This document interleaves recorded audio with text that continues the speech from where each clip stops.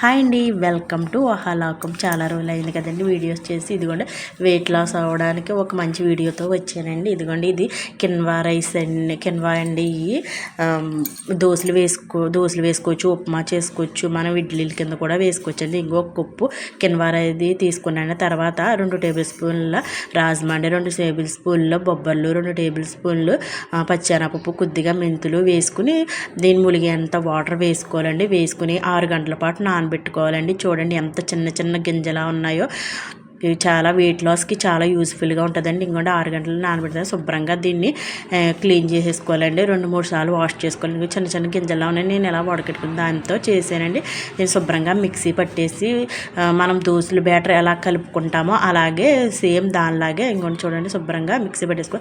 ఇంకొంటి దీనిలా మెత్తని పిండిలా చేసుకోవాలండి. మనం సరిపడా దోశ కంటెస్ట్ ఎలా చేసుకుంటామో మనం అలాగే తీసుకుని ఇదిగోండి పాన్ మీద ఇలాగా మనం దోశ ఎలా వేసుకుంటామో అలాగే దోశ వేసేసుకుని దాంట్లో ఉల్లిపాయలు, పచ్చిమిరపకాయలు, క్యారెట్ ఇవన్నీ వేసుకున్నానండి. మీకు ఏది నచ్చితే అవన్నీ వేసుకోవచ్చండి. మీకు ఉల్లిపాయ నచ్చకపోతే కూడా స్కిప్ చేసేయచ్చండి. నేను ఇవన్నీ వేసానండి. క్యారెట్ ఇవన్నీ వేసుకుంటే చాలా సూపర్గా వచ్చిందండి. వెయిట్ లాస్కి చాలా యూస్ఫుల్గా ఉంటుంది.